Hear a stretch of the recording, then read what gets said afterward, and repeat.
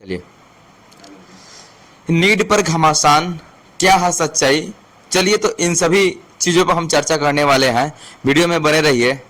सारा सही चीज मैं इस सब वीडियो में बताने वाला हूं, तो इस वीडियो को अधिक से अधिक शेयर कीजिएगा। सबसे बड़ा चीज नीट का एग्जाम, यह वो एग्जाम है जो एक साल का मेहनत होता है बच्चों को तैयार करने के लिए।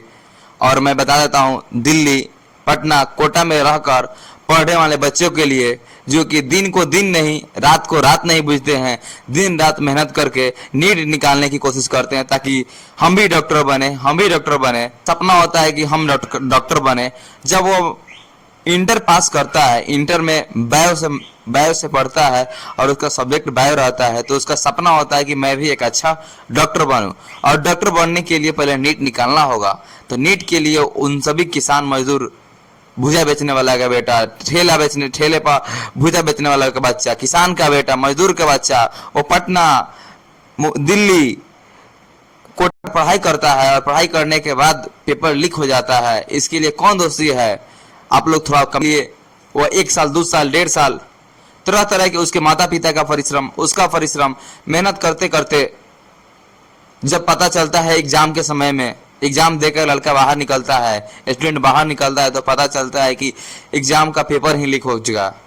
इसके बारे में कौन दोषी हो सकता है? हालांकि मैं बता देता हूँ, नीट का पेपर जो होता है वो बहुत टॉप लेवल पे ही होता है, और टॉप लेवल पर होने के बाद भी पेपर लीक हो जाता है। इसके अच्छी तरह से जानकारी, अच्छी तरह से जांच होनी चाहिए इसके बारे में। हालांकि बहुत सारे बच्चों का भविष्य बर्बाद हो जाएगा। बहुत सारे एक एक रुपया जोड़ के किसान मजदूर अपने बच्चों को देते हैं, दिल्ली, पटना, कोटा भेजकर पढ़ाते लिखाते हैं और पेपर लीक हो जाता है। 25 से 30 लाख रुपया मतलब हर एक कोचिंग वाले की बात मैं बता देता हूँ। कोचिंग वाले देकर बच्चों को नीट के पेपर, बच्चे पर 25 से 30 40 लाख रुपया खर्च किया जाता है। मैं बता देता हूँ, एक एक बच्चा के लिए 30 से 40 लाख रुपया केवल सेंटर मैनेज के लिए किया जाता है। जानते हैं क्यों? क्योंकि एक बच्चा अगर निकल जाता है उस ट्यूशन से, उस कोचिंग से, उस संस्था से, तो उसका संस्था का जानते हैं कितना हो जाता है? लाखों नहीं, हजारों कमाता है, करोड़ों में कमाता है उस सेंटर वाला, करोड़ों में कमाता है ट्यूशन वाला उसका। क्योंकि उसका एक लड़का अगर नीट क्वालिफाई कर लेता है, नीट से निकल जाता है, निकलने के बाद जानते हैं बड़े बड़े पोस्टर पे, बड़े बड़े बैनर पे उसका प्रचार किया जाता है, मेरे यहाँ ये बच्चा इतना नंबर से पास किया, मेरे यहाँ बच्चा नीट क्वालिफाई कर लिया। तो उसके देखा देखी हजारों बच्चे जाते हैं उस कोचिंग संस्था में और लाखों रुपया कमाता है वो मास्टर, लाखों रुपया कोचिंग वाला कमाता है। कमाने के बाद केवल सेंटर मैनेज करता है। सब 25 से 30 लाख रुपए एक एक बच्चा से लेकर सेंटर मैनेज किया है। सब के यूपी, बिहार, झारखंड के लोगों को, गरीब किसानों के लिए वो एक रुपया देकर उनके लड़के का सपना चूर हो जाता है। क्योंकि एक रुपया भेजकर दिल्ली, कोटा, पटना भेजकर पढ़ाते लिखाते हैं। पता चलता है कि 25 से 30 लाख, 40 लाख रुपया में केवल सेंटर मैनेज हुआ है एक बच्चा के लिए। उसका सपना, उस गरीब किसान के बेटे के सपना चूर हो जाता है। उसका वो कभी डॉक्टर नहीं बन सकता, क्योंकि उसका मनोबल तो टूट जाता है। यहाँ पैसे पर सीट बिक जा रहा है। आप लोग बताइएगा, बात कहाँ तक सत्य है? नहीं बेचना रहता तो बड़े बड़े लोग आकर उस सेट तो खरीद लेते हैं, लेकिन उस गरीब का क्या होगा? उस किसान के बेटे का क्या होगा जो दिल्ली रहकर पढ़ाई करता है, कोटा रहकर पढ़ाई करता है, अपने एक रुपए जुगाकर बाप भेजता है बेटा को पढ़ने के लिए, और वहां पे पता चलता है एग्जाम सेंटर से बाहर निकलने के बाद कि उसका क्वेश्चन पेपर लीक हो जाता है। इसके बारे में मैं बता देना चाहता हूँ, 1550 बच्चों का तो ग्रेस परीक्षा आप तो ले सकते हैं, ग्रेस एग्जाम फिर से ले रहे हैं, लेकिन ये कहाँ तक उचित है? आप लोग बताइएगा। क्या होगा जो उतने 1550 बच्चों को छोड़कर बाकी सारे बच्चों को, उन सही बच्चों का क्या होगा? उनका मनोबल क्या होगा? उनका परसेंटेज क्या होगा जो कुछ नंबर से उनका मिसिंग हुआ है? क्या होगा? उनका मनोबल टूटेगा कि नहीं टूटेगा? उनका मनोबल जरूर टूटेगा। उनका मनोबल टूट गया है, क्योंकि 1550 बच्चों को तो आप दोबारा एग्जाम ले लेंगे, लेकिन उन सभी बच्चों का क्या होगा जिनका मनोबल डाउन हुआ है, जिनका मनोबल टूटा है? तो इसके लिए कौन दोषी है? इसके लिए सिस्टम में बैठे लोग दोषी है। इस दिन नीट का एग्जाम परीक्षा हो रहा था, उस दिन अमर कुमार नामक ने, एक बंदा ने जाकर कंप्लेंट थाना में केस भी किया था, एफआईआर किया था। हालांकि उस एफआईआर में बहुत सारे लोग जेल भी गए थे, और जेल जाने के बाद एग्जाम का पेपर लीक हो गया और लीक के मामले में उन्होंने केस किया। केस करने के बाद उस पर कुछ लोगों पर कार्रवाई भी किया गया। कार्रवाई करने के बाद अभी 1550 बच्चों को फिर से दोबारा एग्जाम लिया जा रहा है। हालांकि मैं बता देता हूँ एनटीए अपना अलग पल्ला झाड़ रही है। हालांकि मैं बता देता हूँ सरकार को भी हम दोषी नहीं कह सकते हैं, क्योंकि अभी अभी नई सरकार बनी हुई है और इन सभी बच्चों का क्या होगा, इन सभी बच्चों का भविष्य का क्या होगा। एक बात और, हालांकि मैं एक बात और बता देता हूँ, जब 14 जून को रिजल्ट आने वाला था तो 14 जून को क्यों नहीं आया? इलेक्शन के शपथ ग्रहण के पहले ही रिजल्ट क्यों आ गया? 4 जून को क्यों आया? हम आप लोग से पूछना चाहते हैं। फिक्स था तो 4 जून को क्यों रिजल्ट आ गया? आप लोग कमेंट करके इसके बारे में बताइएगा जरूर। भरवाया जाता है, हालांकि मैं बताता हूँ करोड़ों लाखों छात्रों से फॉर्म डलवाया जाता है पर, और एक फॉर्म की मैं चार्ज बताता हूँ।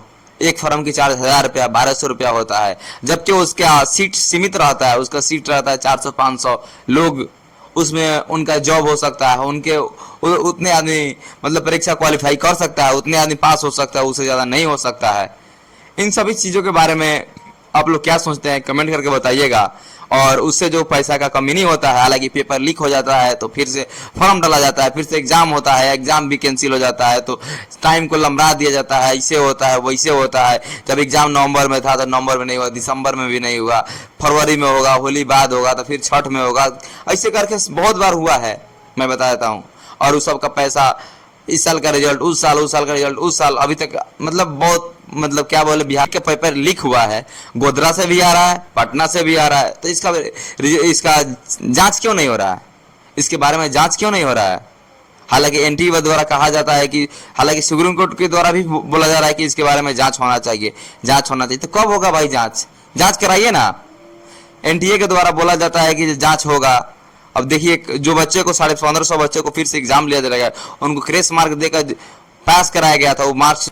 हालांकि इतनी बड़ी गड़बड़ी हुई है तो इसकी तो जांच होना चाहिए। तो हालांकि हम इसका तो जांच नहीं करा सकते हैं, हम इसका जाकर जांच तो नहीं कर सकते हैं।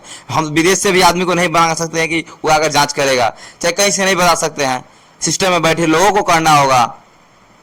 आप लोग इस वीडियो को ज़्यादा से ज़्यादा शेयर कीजिएगा ताकि सिस्टम में बैठे लोगों के पास ये वीडियो जाए और देखें और कार्रवाई जल्द से जल्द करें और इसका जांच जल्द से जल्द करें।